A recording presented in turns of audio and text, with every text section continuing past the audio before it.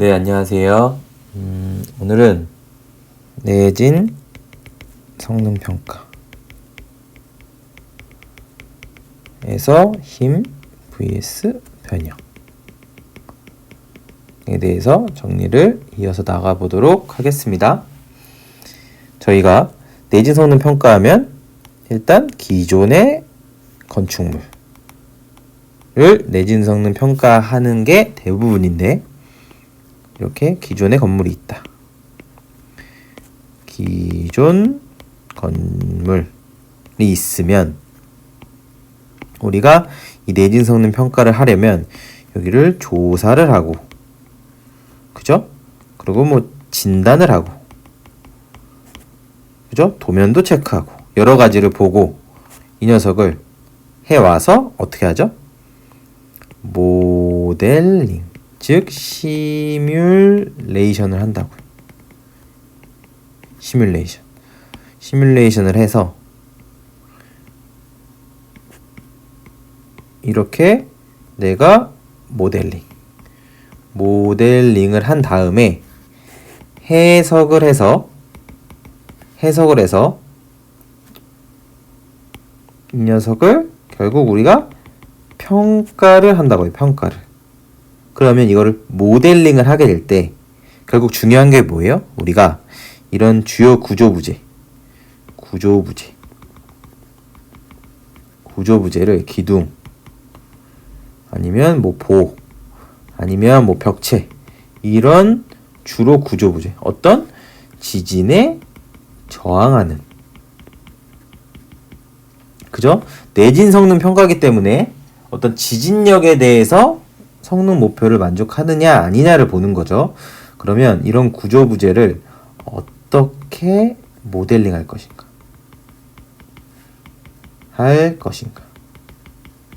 뭐를 보고? 기존의 설계 상태를 보고,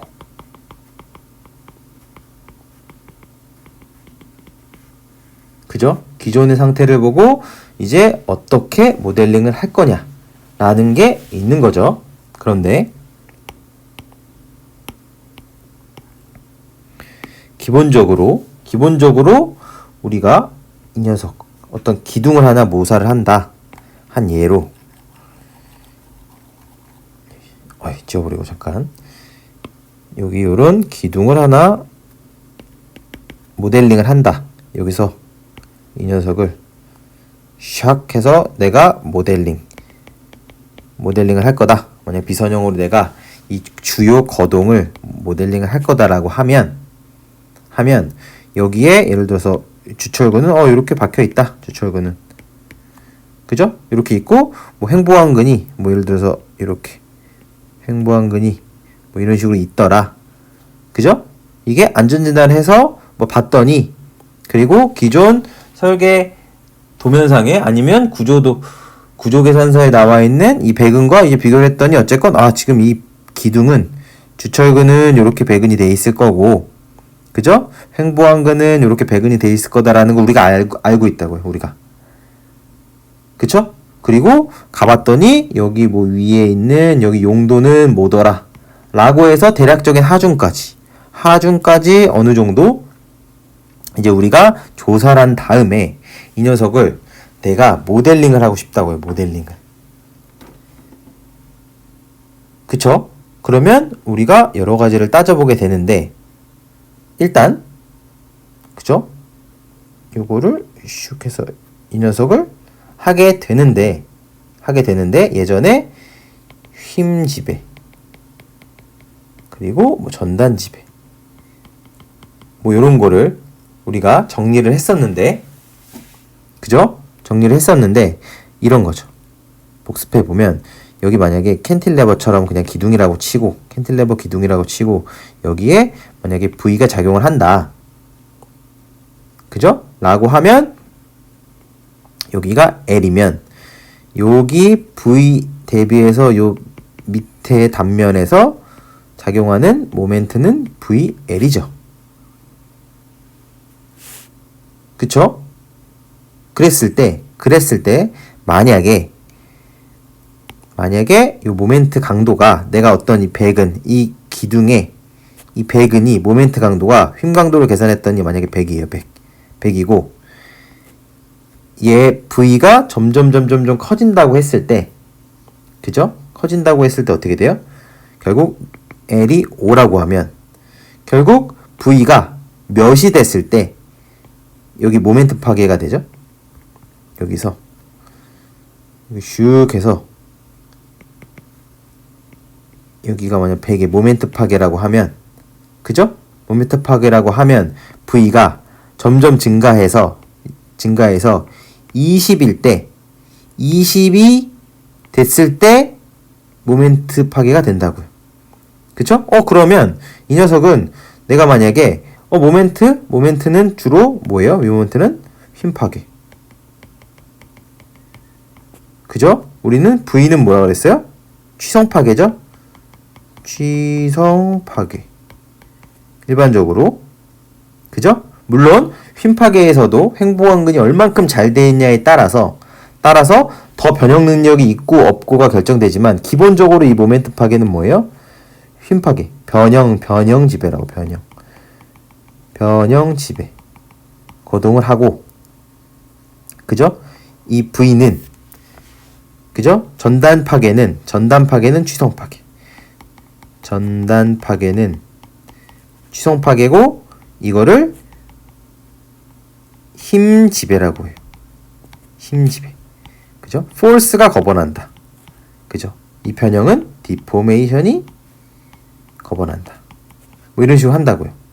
어쨌든 중요한 건 여기서 이 녀석이 그러면 얘 20 넘어가면 실제로 이 녀석이 증가해도 여기 이 부재의 성능은 이게 더 올라갈 수가 있어요? 없어요?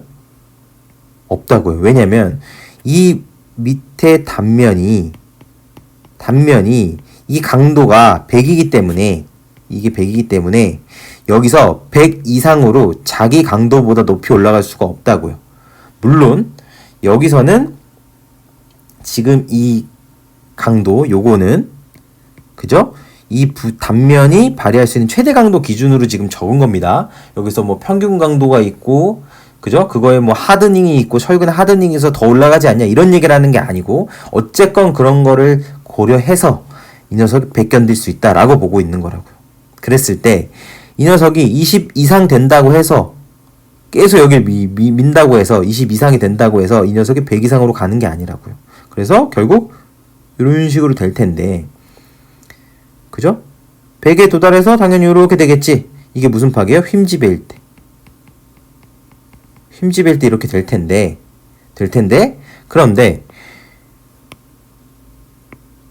만약에 여기 있는 요 횡보원근에 의한 또는 콘크리트에 의한 전단 강도를 봤더니 이 녀석이 15라고 해보자고. 15. 그죠? 15면 전단 강도가 15면 이 녀석이 여기까지 점점점 하려면 이 100까지 증가하려면 어떻게 되죠? 100까지 증가하려면 그죠? 이 100까지 증가하려면 V가 20 작용하는 거죠. 그런데 이 전단 강도가 견딜 수 있는 게 15예요. 그러면 이 20까지 도달할 수가 있어요? 없어요? 없다고요. 최대 이 V가 가능한 거는 몇이에요? 15라고요. 15. 그 말은 얘가 15에 딱 도달했을 때 15에 도달했을 때 뭐예요? 얘가 15에 도달했을 때 V가 15에 도달했을 때 전단 파괴가 일어난다. 즉 여기 15에 도달하면 이 밑에 단부에서의 모멘트는 몇 작용하고 있죠? 그때 15 곱하기 모멘트 파괴 길이 5니까 75에 도달했을 때 어떻게 된다고요? 쭉 75에서 여기서 이렇게 전단 파괴, 즉 전단 지배 거동을 보인다고요. 즉 이 녀석은 무슨 컨트롤이요? 힘 지배, 즉 취성 파괴가 일어난다고요. 힘 지배는 변형 능력을 보여준다. 그죠? 일단 이 두 개를 보는 겁니다. 그죠? 휨지배, 전단지배에서 이런 내용을 설명을 했었고, 그죠? 정리를 했었습니다, 저희가. 근데 중요한 건 뭐예요? 중요한 건 우리가 아까 뭐라 그랬죠? 기존의 진단을 통해서 모델링을 한다. 모델링을 하게 되는데, 이런 기둥을 예로 들었지만 이런 부재에 대해서 현재 있는 백은 상세를 통해서 뭐를 판단할 수 있다고요? 지금 결국 요 왼쪽 VN과 요 모멘트 강도 100이라는 MN은 뭐를 통해 나오는 거예요? 결국 실제 기존 구조물의 진단, 검사 이런 걸 통해서 아는 거라고요. 그죠? 진단해서 이 기둥은 요렇게 모멘트 강도 요렇게 되겠구만. 철근, 주철근 D22짜리 8개 들어갔구만. 전단 강도 VN 봤더니 어떻게 된다고요? 철근이 D10짜리 200 간격으로 깔려 있구만. 또 콘크리트 강도 해보니까 20mp 나오더라. 를 통해서 기본 조건들을 아는 거고, 부재 높이 몇 정도 되지. 이걸 통해서 우리가 뭐를 판단할 수 있다고요? 이 녀석이 과연 변형 능력이 좋은 쪽이 될지, 아니면 중간에 봤더니 전단 철근이 얼마 안 들어가 있네? 그래서 이 녀석은 전단지배가 될 것 같은데? 라고 하면 요 주요 거동, 즉 이 녀석이 변형에 지배될 것이냐, 아니면 전단, 취성적으로 해서 힘지배 거동을 보일 거냐에 따라서 그거를 어떻게 된다고요? 슉 해서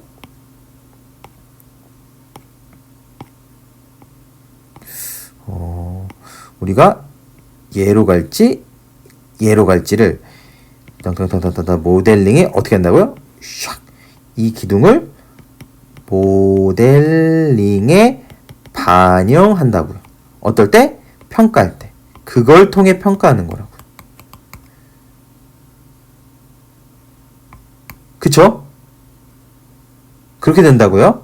즉, 이거를 중요한 건 지금 여기 정리해서 말씀드리고 싶은 건 요런 거를 이 녀석이 힘지배가 되냐, 전단지배가 돼서 변형 능력이 있도록 모델링을 하냐, 아니면 취성적이니까 변형 능력이 없도록 모델링을 하냐에 따라서 뭐가 달라져요? 결국 이 모델링에 반영된다는 얘기는 평가 결과가 달라진다고요.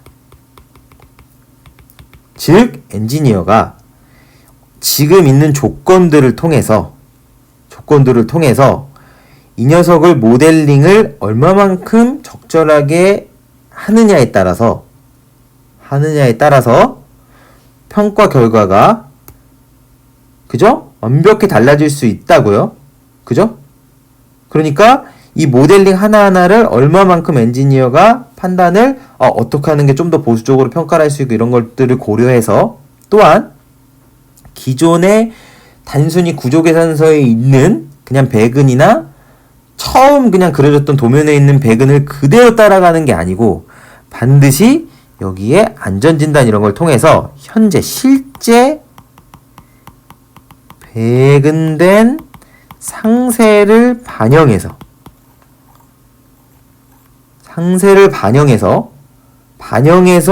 모델링을 해야 된다고. 모델링을 해야 적절하게 평가가 이루어질 수 있다는 겁니다. 그쵸? 그냥 무작정 그냥 일괄적으로 모든 사람이 했을 때, 그래서 내진 성능 평가를 해서 부재를 모델링 한 걸 보면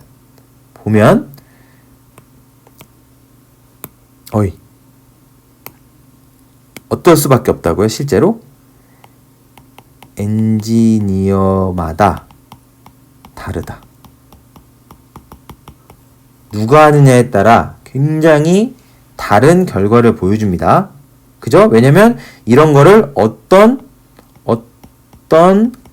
가정이 들어가냐가 다를 수 있겠죠, 엔지니어마다. 그죠? 이거를 지배거동 바뀔 수 있지. 아니면 이거는 전단 강도를 이렇게 보는 게 맞지, 아니면 흰 강도는 이렇게 보는 게 맞지, 등등등 해서, 그죠? 그 각각이 뭐 때문에 어떻게 달라질 수 있는 사항에 대해서는 계속 저희가 새로운 정리를 하면서 말씀을 드릴 거고, 어쨌건 이번 정리에서 중요한 거는, 이게 결국 우리가 하고자 하는 건 내지선은 평가인데, 그죠? 평가인데, 그거는, 이 평가는 뭐에 영향받는다고요? 엔지니어가 가정한 모델링. 그쵸? 가정한 모델링, 해석 모델링.